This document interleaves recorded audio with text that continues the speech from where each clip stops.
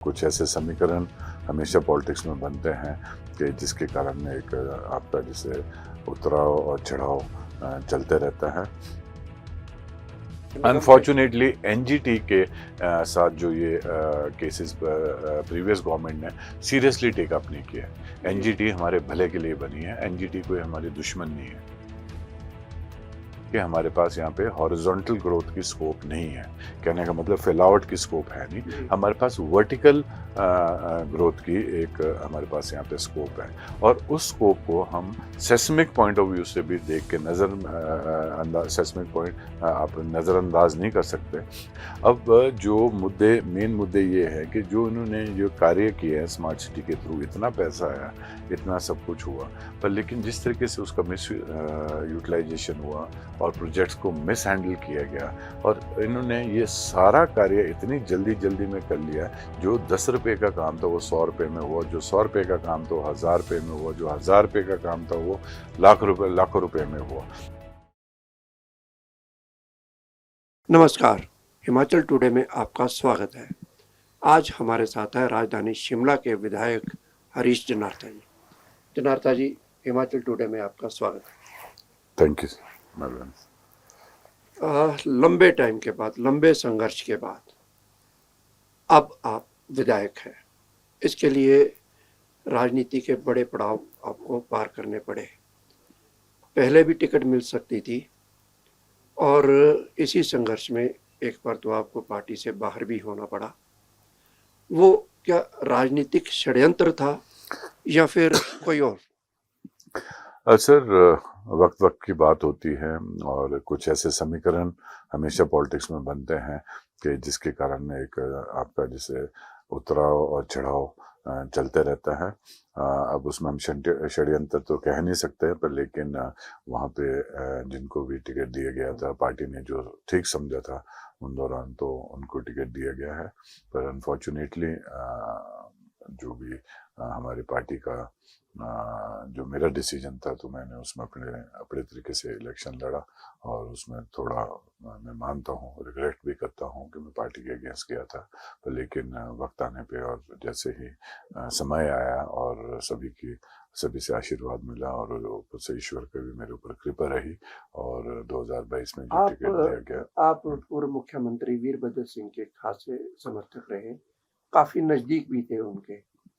कहीं ऐसा तो नहीं कि उनकी नजदीकियों के कारण आप राजनीति का शिकार हुए हो?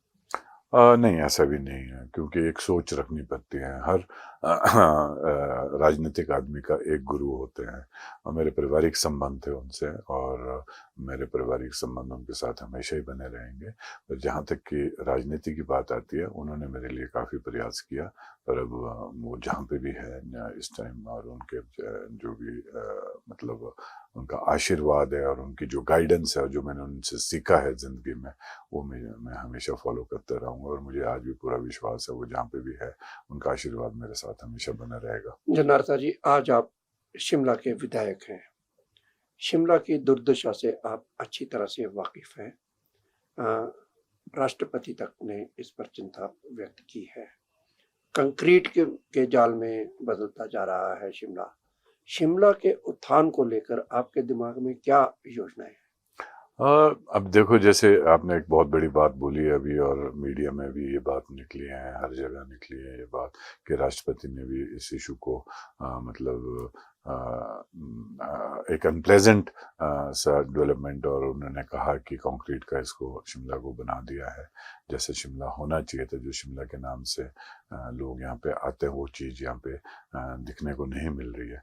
मैं उसी बात का एक उदाहरण देना चाहता हूँ कि आज के पत्र में, आज के न्यूज़पेपर्स में और न्यूज़ में और प्रिंट मीडिया में ये हर जगह छपा है कि शिमला में हमने पिछले 5 साल में स्मार्ट सिटी के थ्रू बहुत कुछ कार्य किए गए हैं। पर लेकिन अगर आप इसको असलियत में देखे जाए और जो शिमला की जनता है वो पढ़ी लिखी है और वो शिमला में मैक्सिमम लोग जो शिमला के वोटर्स हैं वो यहीं से बचपन से उनकी स्कूलिंग यहीं पे हुई है, उनके फैमिलीज यहीं सेटल्ड है, वो उनके ज़िंदगी यहीं पे उनकी निकल गई है शिमला शहर में।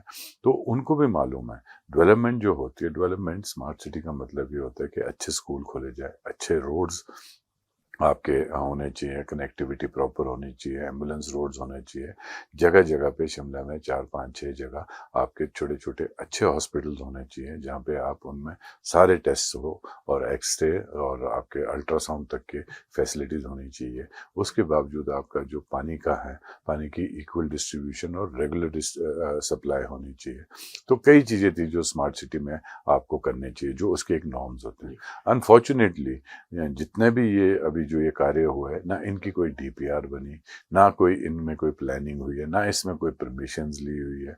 तो जी अभी जो आज जो आपके न्यूज़पेपर्स में आपके जो न्यूज़ लगी है कि शिमला सिटी के कार्य पिछले 4 महीने में ठप पड़े हैं, वो बिल्कुल ठप नहीं पड़े हैं। वो एक कार्य ये है कि कारण ये है कि जो आप लोगों ने इस शहर का सत्यानाश कर लिया था और इस शहर की अनप्लान्ड प्लानिंग से बिना मतलब की कोई योजनाएं और ना कोई डीपीआरस बनी है, ना कुछ, जैसा मैं अभी पहले भी कहा है कि अनप्लान्ड तरीके से जो कार्य हुआ है उसको लाइन में लाने के लिए लेकिन थोड़ा हमें समय तो लगेगा। जी जनार्था जी, समय तो लगेगा, लेकिन आप जानते हैं कि शिमला में मौसम ऐसा है, मौसम इस चीज़ की अनुमति नहीं देता है कि सारा साल काम हो चुके और अब पर्यटन सीज़न आने वाला है।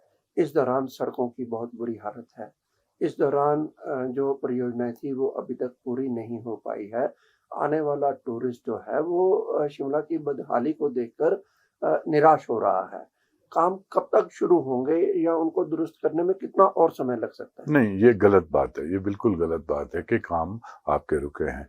जो आपने अभी आपने ट्रैफ़िक की, देखो टूरिस्ट के लिए सबसे पहली चीज़ होती है ट्रैफ़िक व्यवस्था। जी, ट्रैफ़िक व्यवस्था में हमने काफ़ी सुधार लिया है और अगले आने वाले हफ़्ते 2 हफ़्ते के अंदर आप खुद इसमें धरातल पे आपको रियलिटी में दिखेगा कि ट्रैफ़िक में कितना जी। सुधार आया है। क्या दूसरा इश्यू आपका पार्किंग्स का है। जी, जो पार्किंग्स आपकी रुकी पड़ी है और उसमें कोई परमिशंस नहीं है, कोई प्लानिंग नहीं है और उसका जो स्मार्ट सिटी से पैसा निकाला था वो किस तरीके से यूज़ हुआ, यूसेज इन्होंने दी नहीं है, तो उसकी हम इमीडिएटली तैयारी करें। कार्य रुके नहीं है, कार्य चल रहे हैं, पर लेकिन जो सरकार को और जो जहाँ से हमारी फंडिंग हुई है, चाहे वो स्मार्ट सिटी के थ्रू हुई है, वर्ल्ड बैंक के थ्रू हुई है, एडीबी के थ्रू हुई है, अमृत के थ्रू हुई है, उसके लिए आपको यूटिलाइजेशन सर्टिफिकेट्स भी तो देने पड़ते हैं। और मैं कई कई जिसे कहते हैं डॉक्यूमेंट्स जो आपको प्रोड्यूस करने पड़ते हैं इन एजेंसीज के लिए, जी, वो कुछ भी नहीं दे के रखा है। ट्रैफ़िक तो की हम बात करें उस चीज़ को भी हम स्ट्रीमलाइन करके जी, सरकार के डॉक्यूमेंट्स भी पूरे कर रहे हैं, कार्य भी पूरे कर रहे हैं। और मैं अश्योर करता हूँ जो ये आपका ये 2023 का जो आपका समर सीजन है, टूरिस्ट सीजन है, इसमें कोई वादा नहीं किसी तरीके का हाँ जिसे कहते हैं रुकावट नहीं आएगी। ट्रैफिक ठीक चलाएंगे, पानी ठीक देंगे, होटलियर्स को फैसिलिटीज़ देंगे, जी, कोशिश करेंगे जहाँ जहाँ पार्किंग स्थल्स हैं उनको हम खोल खोल दें और जो पार्किंग्स अभी बन रही है उनको शीघ्र से शीघ्र हम उनको लोगों को समर्पण करें। और कई चीज़ें अभी जो हमारे चल रहे हैं, अब रात दिन इमीडिएटली हमारे एक्चुअली म्यूनसिपल कॉर्पोरेशन इलेक्शन आ गया। जी। इन दौरान कुछ प्रोसेस ऐसे थे जो हमारे को असेंशियल करने की ज़रूरत थी, पर due to election election code तो वो हमारे कुछ रुके हैं। पर फिर भी हम कोई बीच में आपके रुकावट नहीं आने देंगे इन खास करके जो अभी जनार्दन आने जी, वाला टूरिस्ट सीजन है। क्या ट्रैफ़िक को लेकर सर्कुलर रोड पर क्या वन वे ट्रैफ़िक की भी कोई योजना है आपके दिमाग में, ऐसा कुछ सुझाव नहीं, दिया हो ऐसा आपने? ऐसा ऐसा ऐसा भी कुछ नहीं है कि हम इसको वन वे करेंगे या हम ट्रैफिक को डाइवर्ट करेंगे। पर जी, लेकिन जो नेसेसरली जो ट्रैफिक जो शिमला के अंदर आना है, उन्हीं को यहाँ पे शिमला के अंदर आने की परमिशंस होगी। जो आपके हैवी ट्रैफिक है या जी, आपके हैवी गुड्स लेके, जो एसेंशियल गुड्स लेके शिमला शहर में आते हैं, कारोबारी के लिए आते हैं, उसके लिए टाइम फिक्स किया जाएगा। जी, और खास करके जो आपका अननेसेसरीली जो ट्रैफिक शिमला के अंदर आ रहा है, उनको हम कोशिश करेंगे कि उनको डाइवर्ट किया जाए और वो बाहर बाहर से शिमला शहर के बाहर बाहर से निकल जाए जनार्दन सब। जी, भवन निर्माण बहुत बड़ी समस्या है और एनजीटी ने 2.5 मंजिल भवन निर्माण की अनुमति दी है।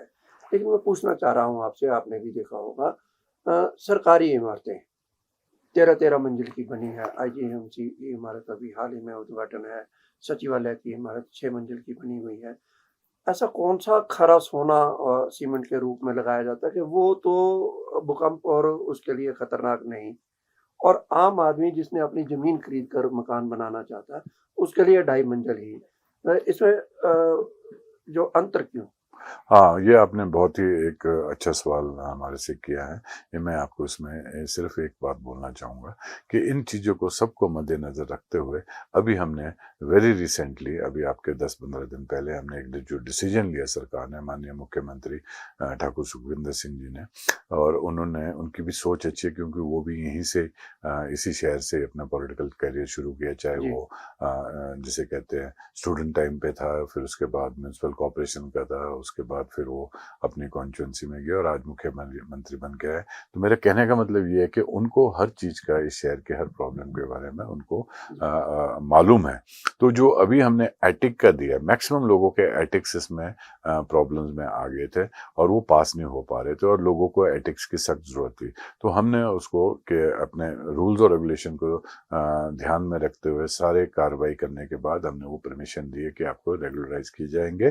पर लेकिन वो फिर भी स्टोरी नहीं मानी जाएगी क्योंकि हमारा प्रयास ये एक और है कि उस इसके एवज में हम कहीं पार्किंग, जो आपके ग्राउंड फ्लोर है जहाँ पे आपकी गाड़ियाँ टच करती है, रोड्स टच करते हैं और गाड़ियाँ जा सकती है वहाँ पे, हम उन फ्लोर्स को पार्किंग फ्लोर्स भी डिक्लेयर करें और परमिशन दें कि आप उनको यूज़ कर सकें, उन फ्लोर्स को जो सील पड़े हैं या उनको खोलने का भी हम प्रयास करेंगे। जनार्दन जी, नगर निगम से अनफॉर्चुनेटली एनजीटी के साथ जो ये केसेस प्रीवियस गवर्नमेंट ने सीरियसली टेक अप नहीं किया। जी। एनजीटी हमारे भले के लिए बनी है, एनजीटी कोई हमारी दुश्मन नहीं है।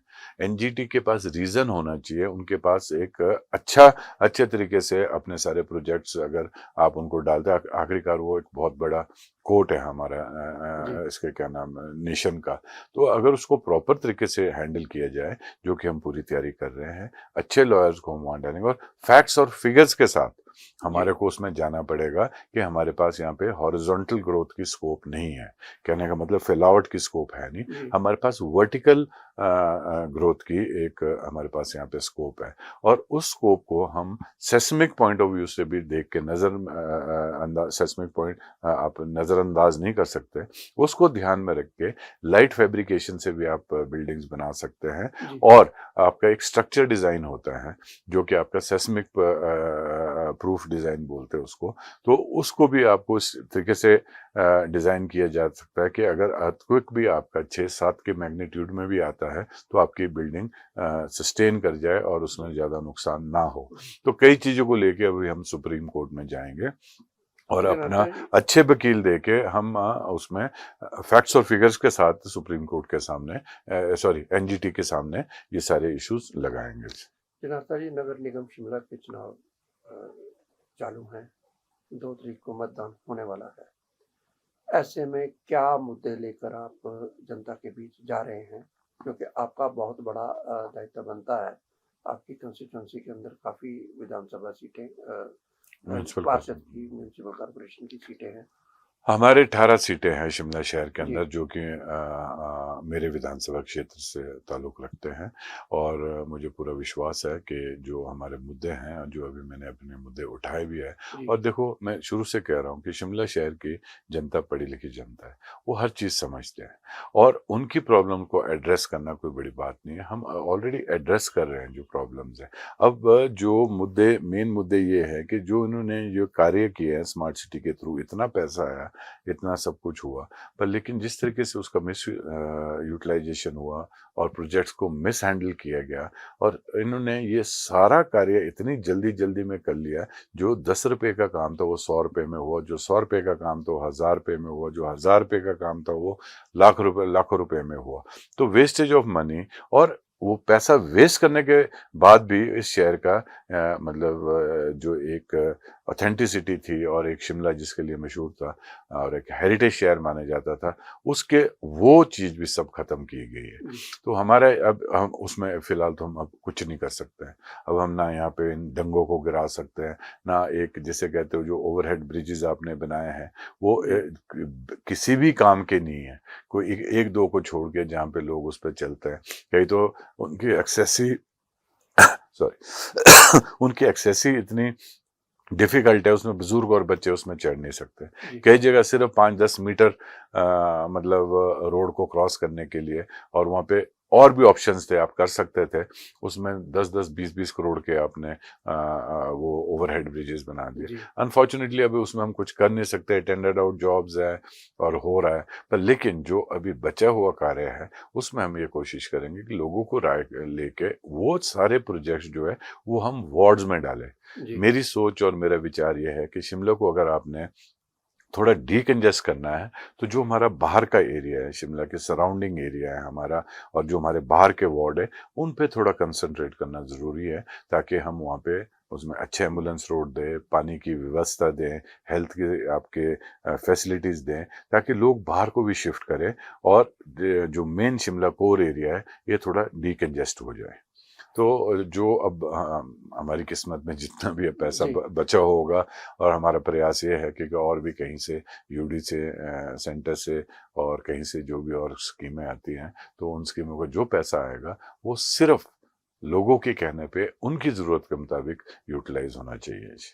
स्मार्ट सिटी का पैसा का दुरुपयोग ना हो, ऐसा विधायक हरीश ननारता का मानना है और उनका यह भी मानना है कि स्मार्ट सिटी के माध्यम से शिमला की बदहाली के हालत सुधारे जाएं और शिमला को पृथ्वी पर पुनः एक स्वर्ग के तौर पर स्थापित किया जाए। इन्हीं शब्दों के साथ हरीश जनार्ता जी, आपका बहुत बहुत धन्यवाद। Thank you.